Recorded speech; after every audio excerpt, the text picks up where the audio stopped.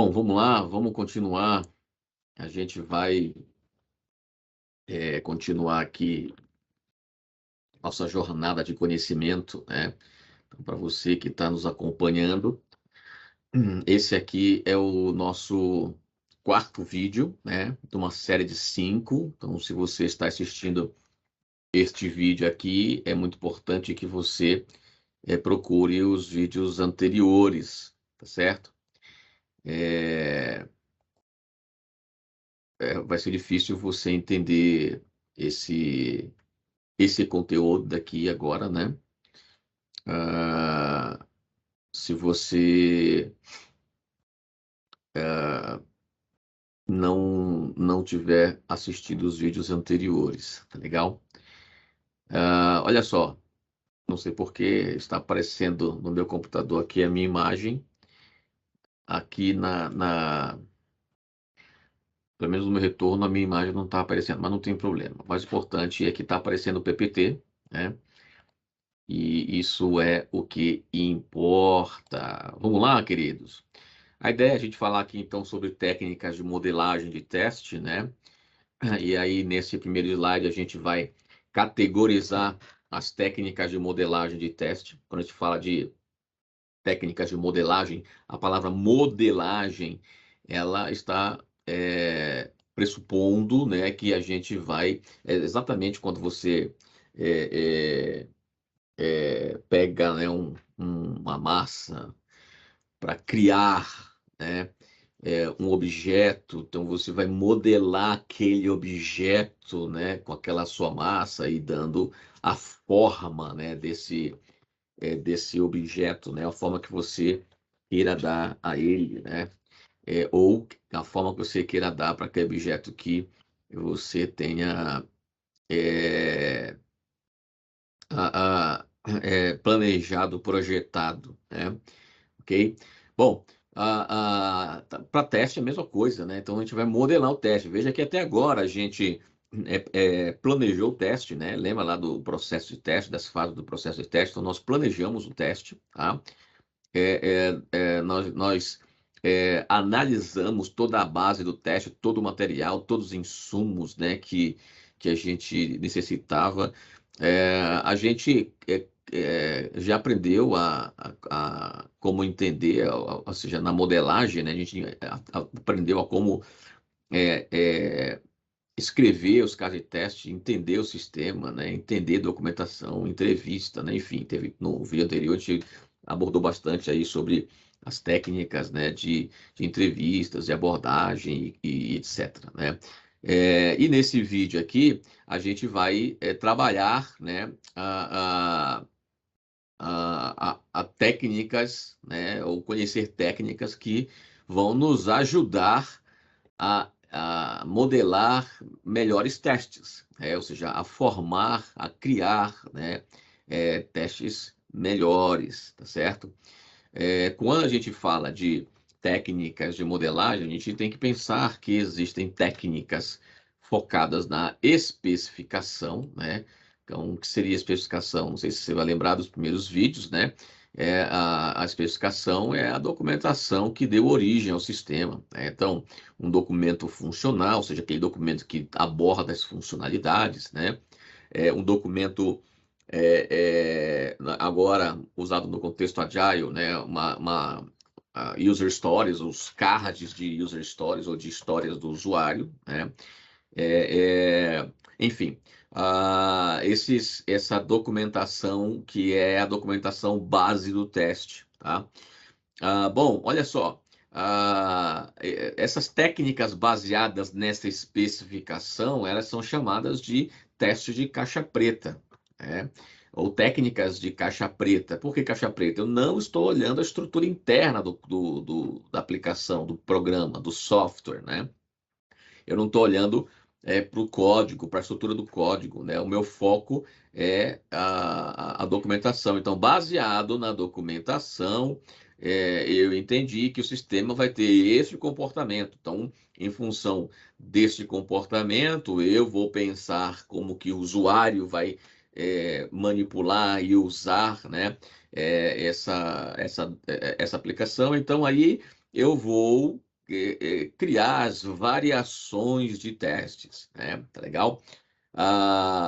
Então, a gente vai analisar a base do teste, a partir dessa análise da base do teste, a gente vai projetar, né, as variações, testes que pressupõem aí comportamentos básicos da aplicação, aquilo que é óbvio que a aplicação precisa fazer, e testes que, muito embora não seja tão óbvio, né, mas que o usuário pode manipular, né, usar, e a aplicação ela tem que, de alguma forma, atender, seja com uma mensagem de alerta, com uma mensagem de corrija o caminho, ou seja, cancelando ali a operação. Enfim, então isso aí é um teste baseado na especificação. O teste baseado na estrutura, ele é o teste de caixa branca, né? Ou seja, como falei, é o teste que vai olhar para a estrutura interna do código, né?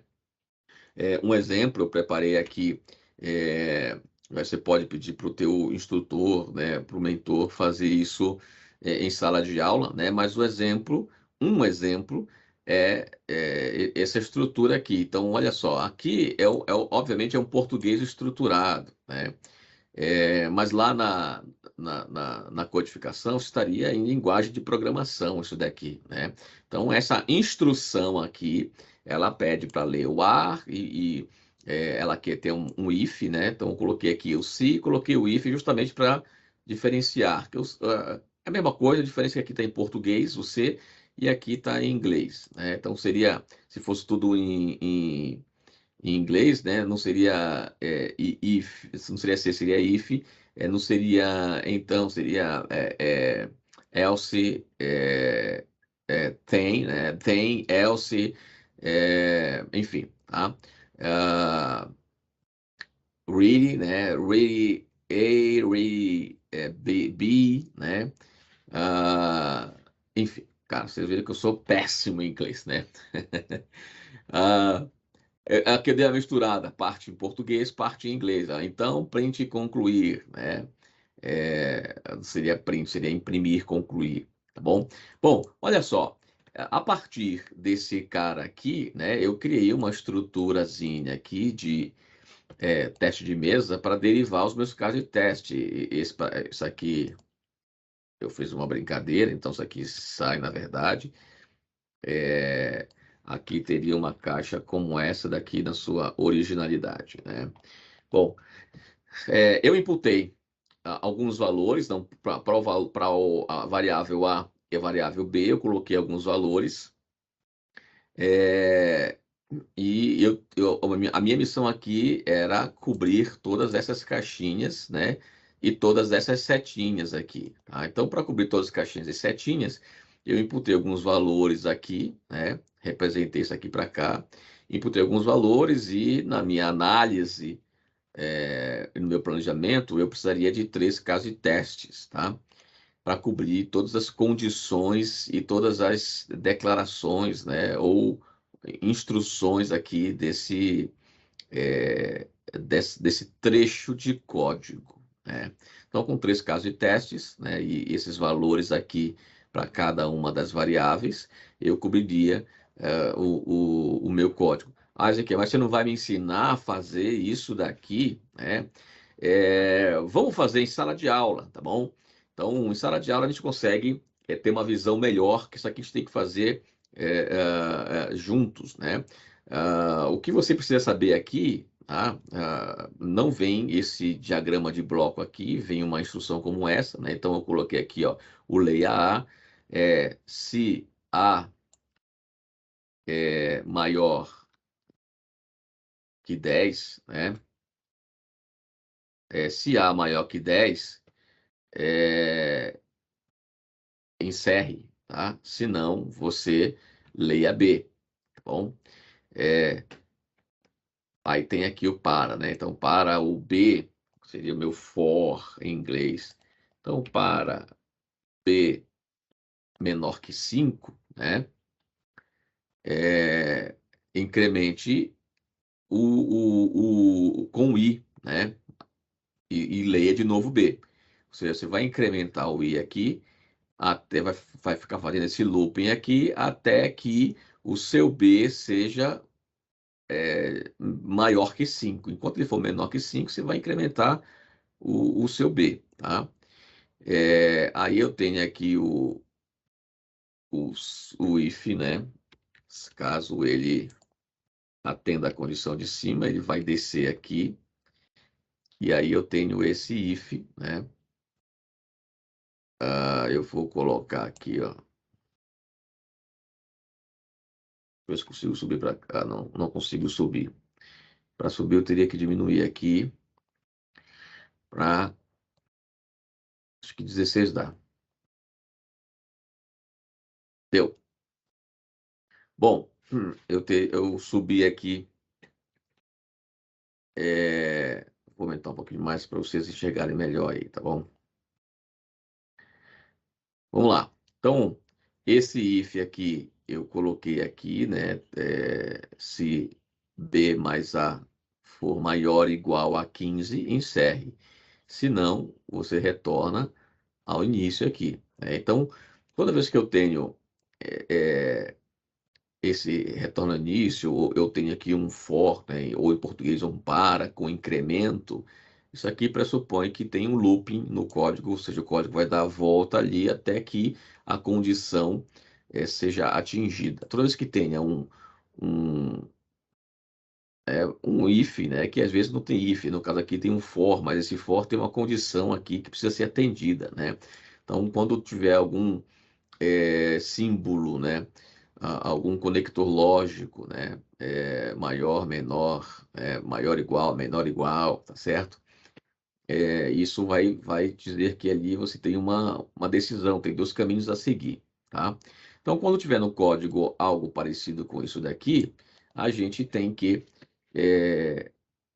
pensar em cobrir todas as instruções, né, que aqui o trecho do código está pedindo, tá bom? É muito complexo fazer isso de maneira como nós estamos fazendo aqui, manual, tá? Tem ferramentas de automação, vocês vão aprender isso na semana seguinte, né? Tem ferramenta que faz essa instrução, né? Tem ferramenta que cobre, né, essa instrução, tá? São as ferramentas de automação. Tem outras ferramentas, como o SonarQube, que avalia a sintaxe da linguagem, né? A organização da linguagem do código ali. Então, é melhor que seja feita por ferramenta quando a gente vai fazer teste de código, né? Testar manualmente vai dar um trabalho enorme. Veja, esse pequeno trecho de código a gente está gastando um tempão aqui, né? Mas é que só precisa entender como que é essa dinâmica, tá? Do teste baseado aí na estrutura, tá bom? Então aqui eu teria que dar um valor, né, para A, dar um valor para B. O valor de I já está declarado aqui, na instrução já vem essa declaração. O I ele é igual a 1, né? Então eu tenho que dar valores aqui para A e para B de forma que eu consiga cobrir todas as caixinhas, tá certo? Todas as caixinhas, todas elas, ou seja, o meu teste tem que passar por todas as caixinhas e tem que passar por todas as setas, beleza?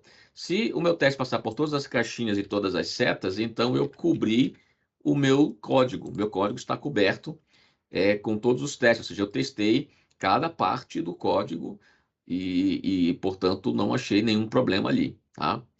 Bom, para eu testar, né, todas as caixinhas e setas, eu tenho que inserir, né, valores aqui para as minhas variáveis, né? Então, por exemplo, no A aqui eu dei, no caso de teste 1, eu dei o valor 9. No B, eu dei o valor 4 aqui, por exemplo. Então, se eu colocar aqui, né, leia A, tá, vou ler o A, já li o A vale 9. Então, se o A vale 9, eu vou colocar aqui 9, né? Aí, a pergunta é, 9 é maior ou menor que 10? 9, ele é menor que 10, tá? Bom, se ele for maior que 10, né? É maior que 10? Aqui a pergunta, sim, é maior que 10. Então, se ele for maior que 10, você vai encerrar o programa, tá? Já atingi essa condição aqui. Se ele for menor do que 10, é o nosso caso aqui, então você vai ler o B. Então, ele é maior do que 10? Não. Então, leia B. Tá? Então, beleza. Vou ler o meu B. Ah, o B aqui é 4. Veja, isso aqui eu estou fazendo manualmente, mas o programa faz isso, tá? Eu vou ler a minha variável 4. Ah, beleza. O meu B vale 4. Eu venho aqui, então, coloco 4, por exemplo. Tá? Então, para 4 menor que 5, que é essa condição aqui, né, o 4 para B menor que 5, né, o meu B vale 4 aqui. Então, para 4 menor que 5, incremente com o I, ou seja, o 1, coloque o 1. Incremente até que ele atinja a condição. Beleza, é 4, vim aqui, incrementei com 1, o meu B, por causa desse incremento aqui, o meu B agora vale 5. Ele vale 5 agora. Então, 5 é menor que 5? Não. Beleza? Não é menor que 5. Tá? Ele é igual a 5. Beleza? Então, ó, ah, se ele não é menor que 5, vem aqui para o não, então eu vou colocar aqui os valores de B, que eu consegui até agora. Então, B vale 5. Não, dizer que vale 4, valia, né? Depois que ele passou pelo meu programa transformou o dado, certo? Vale muito a pena depois você fazer um curso de lógica de programação. Ela vai te ajudar a entender essas lógicas aqui, tá? De entrada de dado, de processamento do dado e da saída desse dado, certo? Então, todo o sistema, ele faz exatamente isso, né? Então, quando você vai no seu computador, na telinha lá, e coloca o seu nome, o seu CPF, você está colocando o seu dado ali. O computador vai processar aquilo ali e vai dar o output, vai ter a saída com o dado transformado, tá? Quando você coloca o seu nome e seu CPF, você não quer saber qual é o seu nome e seu CPF, né? O seu nome e seu CPF vai trazer um resultado de algo, sei lá. De repente você quer saber qual é o seu título de eleitor. Então você coloca lá seu nome e CPF, o sistema vai processar aquilo ali e vai te exibir o seu título de eleitor. Ou seja, ele transformou o seu dado. É exatamente isso aqui que a gente está fazendo, tá? Eu introduzi aqui no B o 4 e o programa transformou o 4 em 5, né? Show de bola. E aí, então, olha, o 5 não é menor que 5, ele é igual, né? Então, ótimo, terça, né? E aí eu vou entrar aqui no meu o terceiro if, né? A minha terceira condição. Então, se 5 mais A for maior ou igual, veja aqui que tem um tracinho embaixo, esse tracinho embaixo quer dizer que é igual, né? Então, se o meu 5 mais A for maior ou igual a 15, você encerra o programa, você atingiu a condição. Se não, você vai retornar ao início ali, certo? Então, qual é o valor de A mesmo? O valor de A não foi transformado, né? O valor de A ele continua sendo 9, tá? Então, vamos lá. 5 mais 9 é maior ou igual que 15? Não. Então, se não é maior ou igual que 15, você vai voltar para o início e vai ler o A novamente, tá bom? Agora, esse meu primeiro caso de teste garantiu que eu passasse pela que eu leia A? Garantiu. Garantiu que eu passasse aqui pelo a condição, né? 9 maior ou igual a 10, 9 maior que 10? Sim, garantiu, né? Ele garantiu, esse meu caso de teste 1, ele garantiu que eu encerrasse aqui o programa? Não, não garantiu que eu encerrasse o programa, né? Eu continuo ainda na sequência. Por que não? Porque para encerrar o programa, o meu A aqui teria que ser maior do que 10, não é o caso, né? Então, esse cara aqui ainda está pendente de teste, tá? Eu li o B? Li. Eu passei por essa condição aqui? Passei. Eu incrementei aqui? Incrementei. Então, olha que legal. Essas caixinhas aqui, esse looping, ele foi testado, né?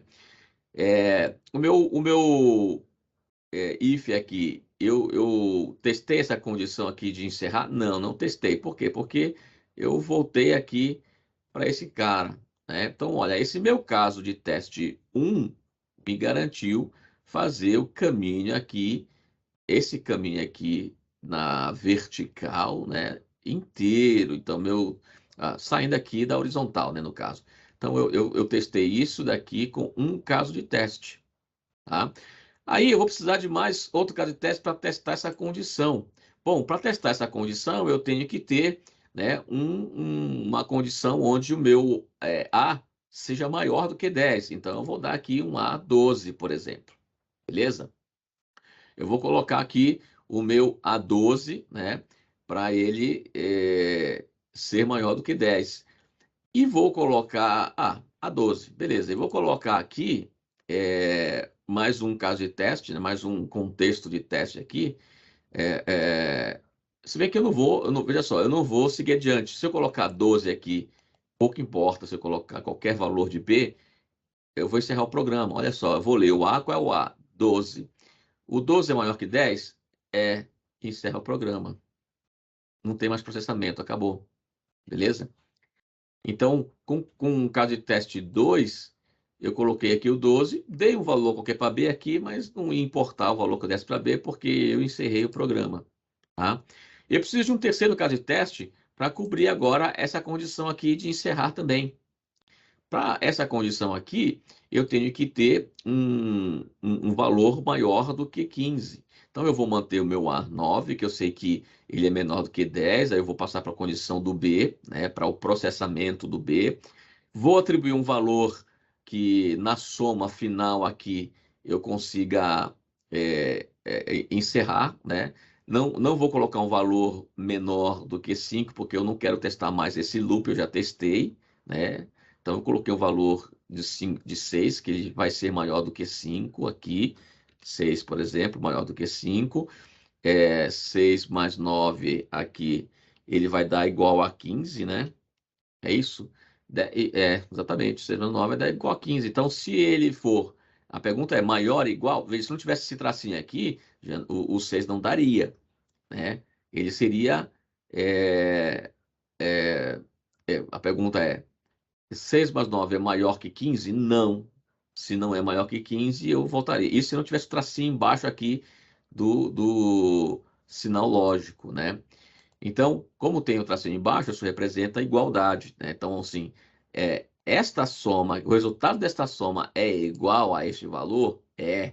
Porque 6 mais 9 é 15, então se eu encerro. Então, olha só, eu preciso de 3 casos de testes para cobrir o trecho do código, tá? Então, a ideia de eu conhecer as técnicas de caixa branca, né, possibilitam que eu planeje testes melhores, né, para cobrir todas as condições e caminhos do código.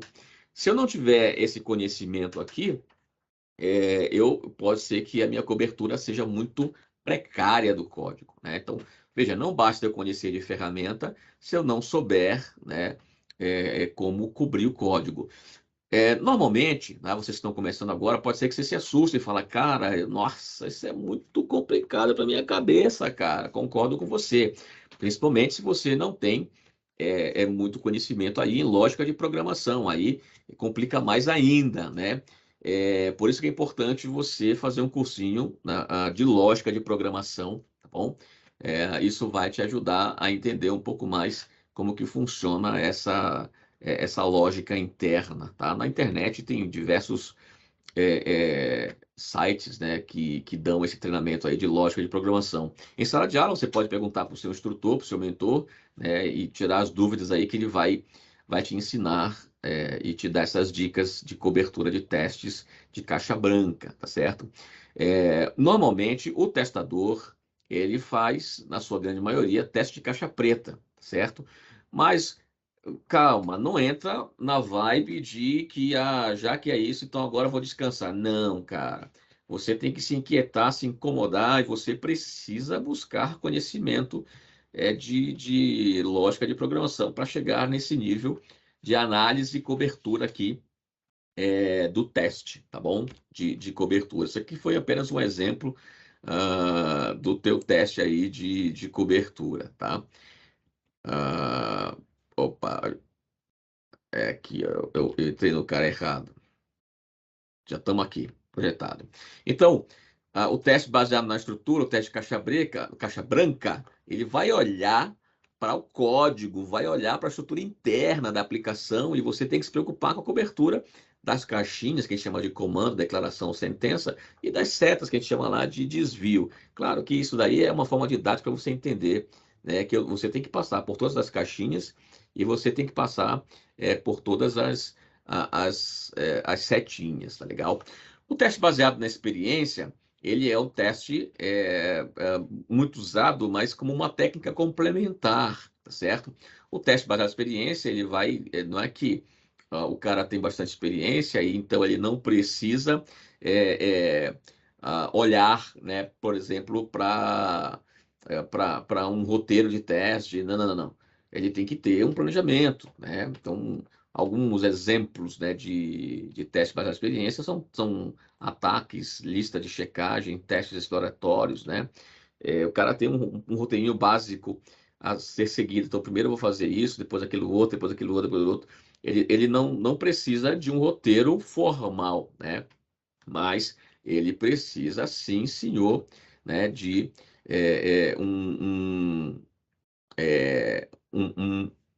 uma lista, né, um norte, né, acerca do que ele vai testar, tá legal?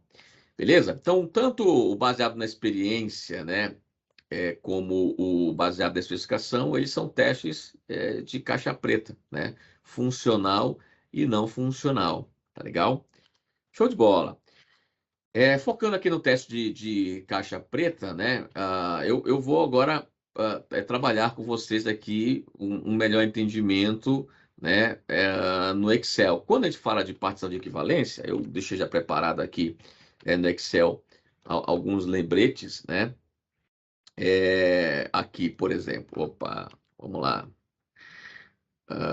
Aqui, cadê? Aqui. Bom, olha só. Ah, imagina o seguinte, conjunto verdade, né?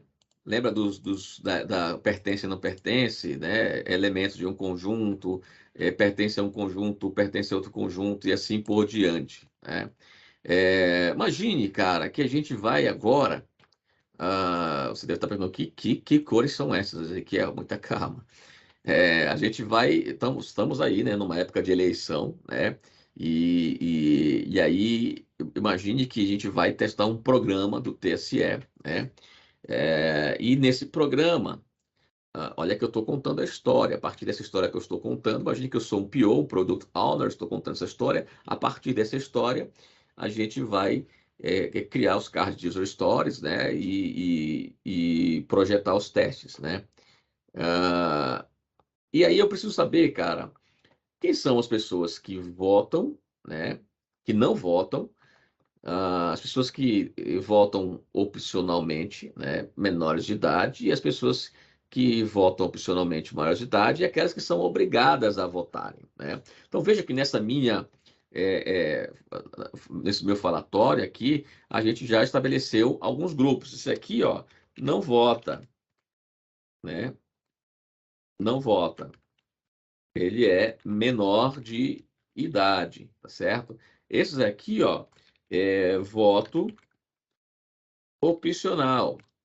Voto opcional, nesse caso aqui, é opcional porque ele é menor de idade, né? Eu coloquei idade, tá? Esses aqui são o voto obrigatório. Vou colocar, né, na sequência. Voto obrigatório, né? E aqui não vota maior de idade, beleza? Então eu tenho 4 grupos aqui: o grupo daqueles que não votam, aqueles que votam de maneira opcional, né? São menores de idade, o voto obrigatório e não vota porque são maiores de idade. Se a gente fosse fazer um paralelo, né, para a nossa época de escola, onde a gente fala sobre ah, ah, é, conjuntos, né? Esse conceito de conjunto pertence ou não pertence, né? Enfim, a gente tem alguns elementos aqui, né? De pessoas que não votam. Bom, vamos lá. qualquer pessoa, né, que tenha idade entre 0 a 15 anos, né? 0 a 15, eles pertencem a esse grupo, né? Então, qualquer pessoa que tenha de 16 a 18 pertence a esse grupo aqui. Qualquer um que tenha, eu não sei exatamente, 16 a 17, né? 17, volta opcional.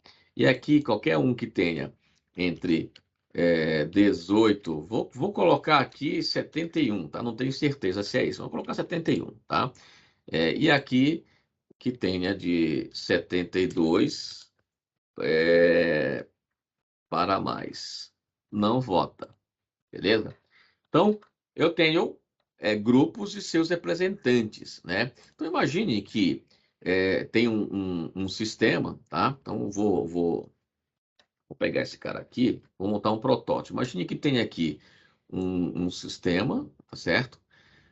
Nesse sistema aqui, deixa eu mudar a cor dele também, só para a gente não confundir em cor. Imagine que nesse sistema aqui, a gente tenha um campo, o cara colocar aqui a data de nascimento dele, né?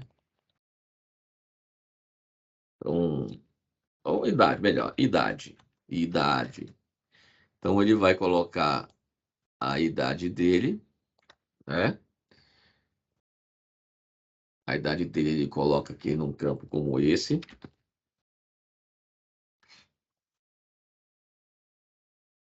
Imagine que ele coloca aqui a idade dele.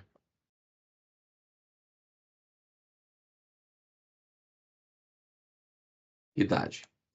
E aí, ao colocar a idade dele, né? E clicar, por exemplo, em consultar, vai retornar aqui o sistema, né? Vai retornar uma mensagem, vota ou não vota, né?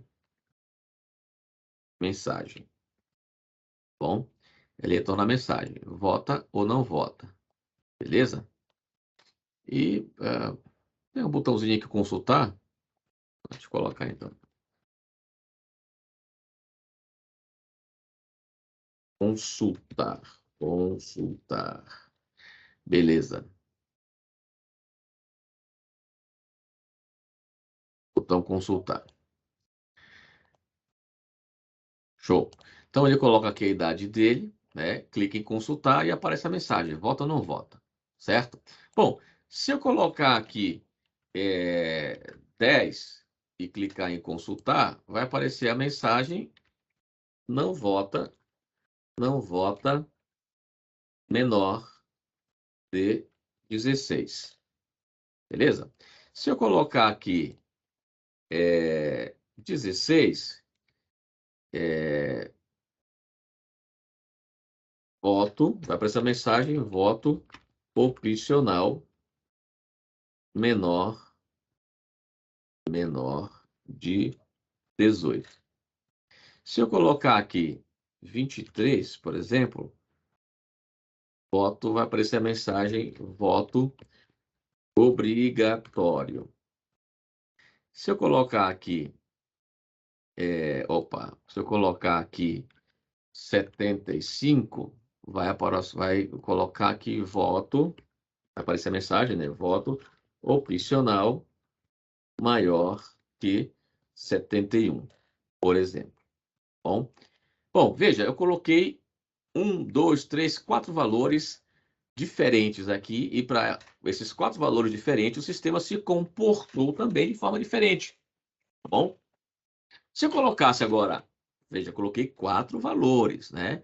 Então, no meu CT1, CT2, CT3, CT4. Então, no meu CT1 eu coloquei 10, aqui eu coloquei 16, aqui eu coloquei 23 e aqui eu coloquei 75. Beleza?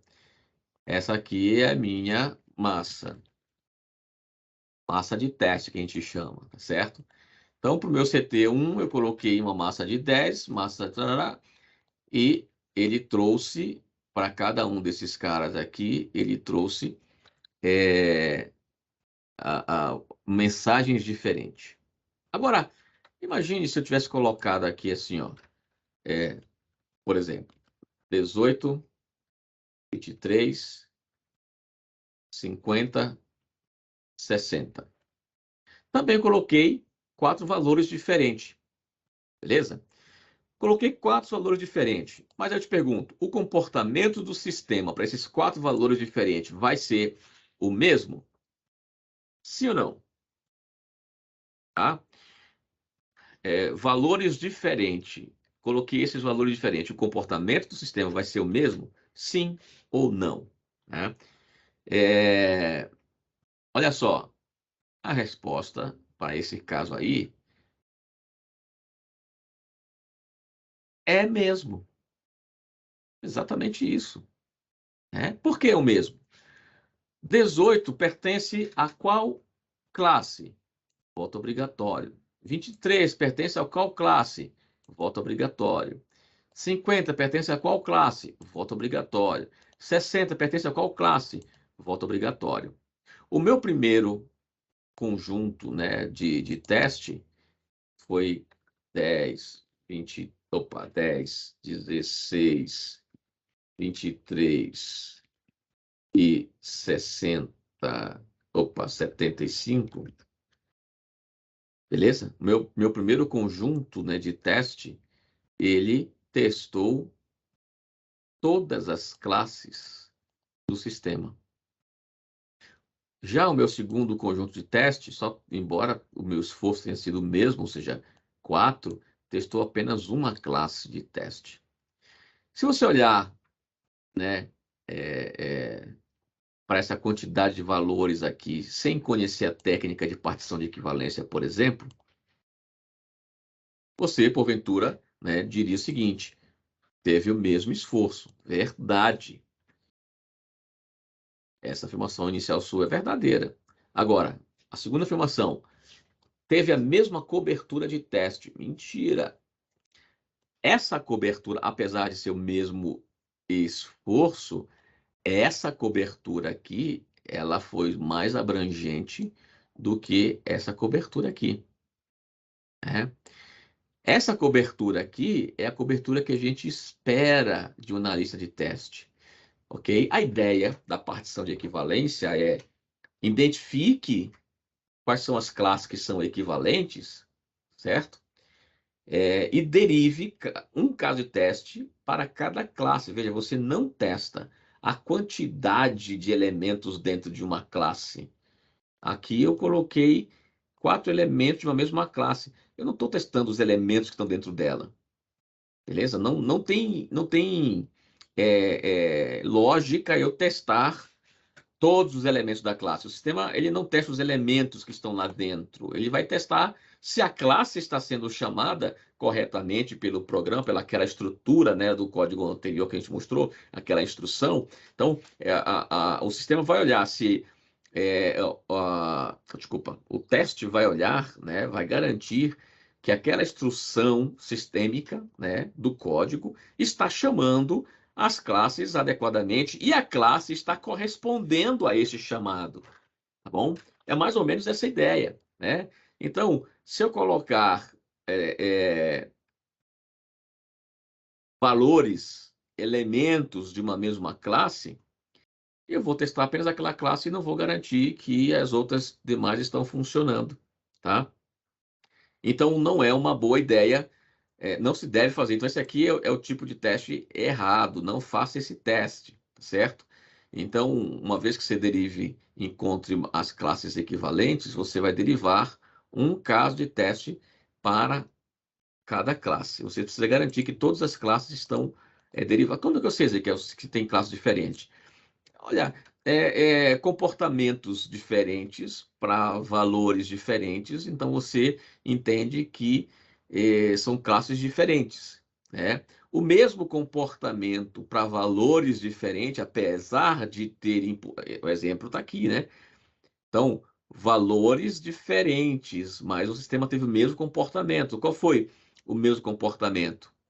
O mesmo comportamento foi nesse caso aqui, voto obrigatório, voto obrigatório, voto obrigatório, sempre se comportou da mesma forma. Aqui são valores diferentes, mas comportamentos diferentes também. E para esse daqui ele falou assim, ó, voto não obrigatório, né? Ou melhor, não vota, né? Nem obrigatório, não vota, menor de 16. Para esse aqui teve outro comportamento, voto opcional, menor que 18. Para esse aqui ele teve um outro comportamento, né? Voto obrigatório. Para esse daqui ele teve um outro comportamento, voto opcional, maior que 71, por exemplo, tá certo?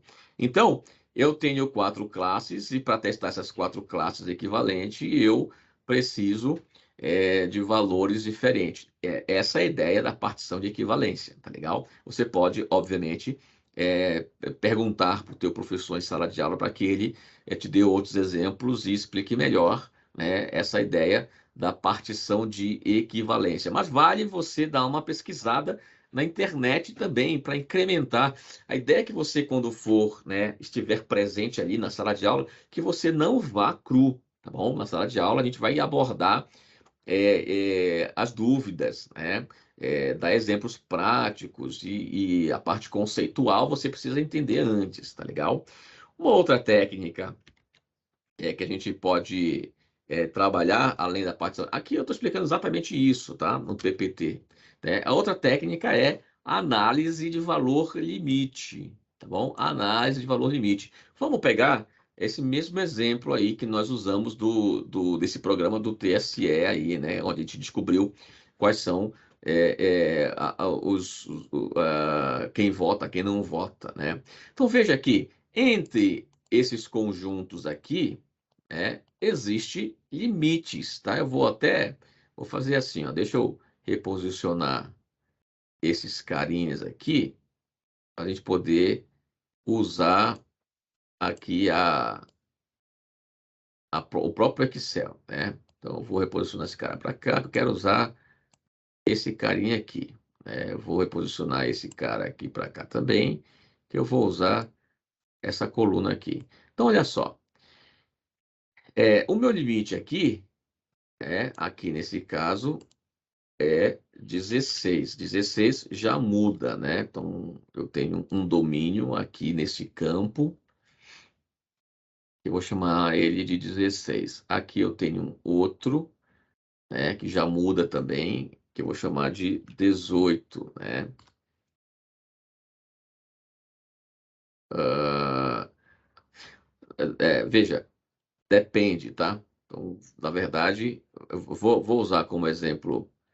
Depende do que você queira testar, né? Então, por exemplo, você quer testar se essa classe aqui ela está realmente obedecendo aí aqui é teste isolado, tá bom? Então, se essa classe está obedecendo realmente à regra de negócio dela, né? Então, vou colocar aqui, esse caso aqui, 71, tá bom? Pá, pá, pá, pá. Beleza, 71. Então, olha só, eu estou dizendo o seguinte, aqui é o meu limite, ok?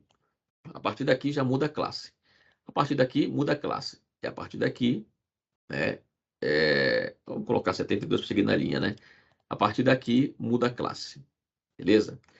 E eu quero fazer um teste de valor limite, análise de valor limite. Parece ser óbvio, né? Mas existe muitos problemas, tá certo? Quando a gente tem muitas condições, né? Múltiplas condições dentro de um código. A chance de ter bug é gigantesca aqui, tá?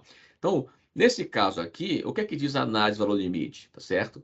Ao contrário da partição de equivalência, que na partição de equivalência você testa qualquer elemento desta classe, qualquer elemento desta, qualquer elemento desta e qualquer elemento dessa. Na análise de valor limite, você vai testar os limites, tá bom? Então, olha só, como é que eu testo o limite? Eu vou pegar o meu limite aqui, para começar. Aqui eu vou colocar os meus CTs aqui embaixo, vou colocar assim, ó, CTs, tá? São os meus casos de teste. Então, essa linha aqui vai ser a linha para colocar quais os casos de teste que eu vou usar. Então, quando eu considero o valor limite, Os meus limites, eles são valores potenciais de uso, tá? Que eu tenho o roxo, beleza. Então, os meus limites são condições em potencial de uso. Então, para começar, eu tenho que ter um caso de teste que teste o 16, porque ele é o meu limite, né? Tem que ter um caso de teste que teste o 18, porque ele é o meu limite, beleza? E tem que ter um caso de teste que teste aqui o 72, porque ele é o meu limite. Neste exemplo aqui, esses três caras aqui, esses três números são os meus limites, beleza? Aí, além dos limites, ou seja, além de eu considerar os limites, aqui eu estou dizendo o seguinte: vou fazer o teste válido, teste válido, teste válido. Além dos limites, eu tenho que considerar o valor imediatamente inválido de cada limite, tá certo? Então, qual é o valor imediatamente inválido do 16? Nesse caso aqui é o 15, beleza? Qual é o valor imediatamente inválido do 18, né? Nesse caso aqui é o 17. Qual é o valor imediatamente inválido do 72? Nesse caso aqui é o 71, beleza? Então, para eu testar os limites, é garantir que a instrução da aplicação ela está coerente, seria, Ezequiel, a instrução está coerente? Eu estou dizendo o seguinte, olha, se você tiver 15 anos, você ainda não vai ser obrigado a voltar.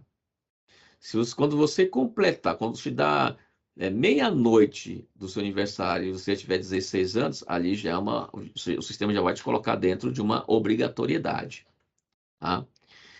Se você tiver de 16 a 17, se você tiver 17 anos, às 23, se você fizer um teste colocando sua idade aqui, né? O certo no caso aqui, é data de nascimento, né? Então, se você colocar sua data de nascimento às 23 horas e 59 minutos, né? Um dia antes, um minuto antes, um segundo antes da sua data de aniversário, o sistema vai te colocar onde? Ele vai te colocar dentro da classe, né, do voto opcional ou dentro da classe do voto obrigatório, né? Um segundo antes. E se você testar um segundo depois, veja que eu já mudei até aqui a unidade de medida, né? Eu coloquei aqui idade para ficar mais fácil o entendimento, mas o correto neste contexto aqui, né, se eu quero garantir a precisão, né, do código, neste exemplo aqui, o ideal era a gente usar a unidade de medida aqui de hora, minuto, segundo, tá bom? Da data, aí são dois dados, né? Então, no meu caso de teste, teriam duas massas de dados, que é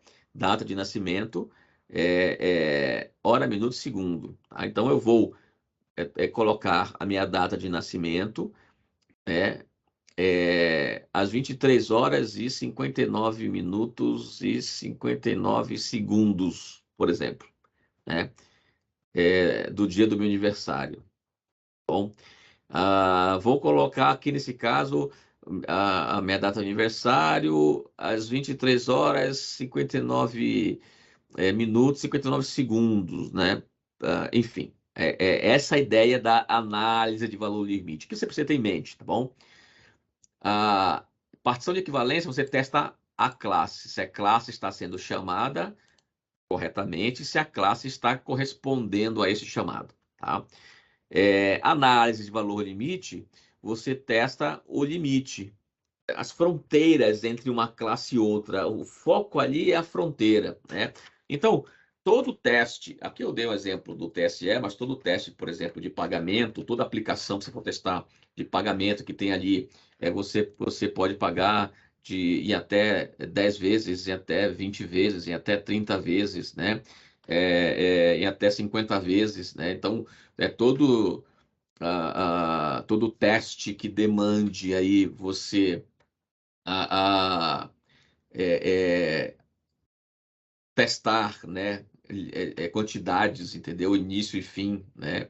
Mínimo e máximo, a quantidade de parcelas, datas de aniversários, enfim. Você tem testes de partição de equivalência e análise do limite, ou seja, você precisa testar as classes e você precisa testar os limites daquelas classes ali, tá bom? Então, quando você vai escrever caso de teste, lembra lá da modelagem, né? Que tem uma fase lá que você vai escrever caso de teste, né? baseado em requisitos, então você vai ler os requisitos, o sistema vai dizer o que você tem que fazer, fica claro. Então, se ele fala que você tem que colocar o seu CPF para consultar se você pode ou não pode comprar, né? Então, isso é fácil escrever um caso de teste para este requisito, né? Agora, se ele falar assim, olha, esta compra, beleza, você colocou o CPF e o sistema já disse, você pode comprar. Esta compra que você fez, ela pode ser parcelada, né, em 10 vezes, por exemplo, né? Puxa, ela pode ser parcelada em 10 vezes, então eu tenho... por conta do valor X. Então, a partir de X valor, você pode parcelar em 10 vezes, né? Então, você já tem condições de classe, ou seja, aquela classe que parcela e aquela classe que não parcela, né? Você tem o parcelamento, você tem a compra à vista e tem o parcelamento, ou seja, tem a classe de compra à vista e a classe de parcelados, tá certo? Quando você for testar o parcelado, você precisa fazer o teste em 2 vezes, em 3 vezes, em 4 vezes. Não precisa, porque 2, 3, 4, 5, 6 vezes está dentro da classe do parcelado. Você não precisa testar todas as possibilidades de parcelamentos, né, ali dentro, ou todas as quantidades de parcelas. Então, você tem que ter um teste, pensando em parcela de equivalência, você tem que ter um teste de à vista, que ou seja, está fora da classe de parcelado, e um teste com qualquer parcela, tá bom? De 0 a 10, tá? E aí você tem um outro teste, que é o teste daquela classe do maior do que 10. Então, você vai tentar fazer um teste aí de um cara que está tentando parcelar em 14 vezes. Obviamente, o sistema não vai deixar, ele não deve deixar, tá legal? Então, isso aí foi um exemplo de construção, né, de teste, considerando a análise valor limite e a partição de equivalência, tá bom?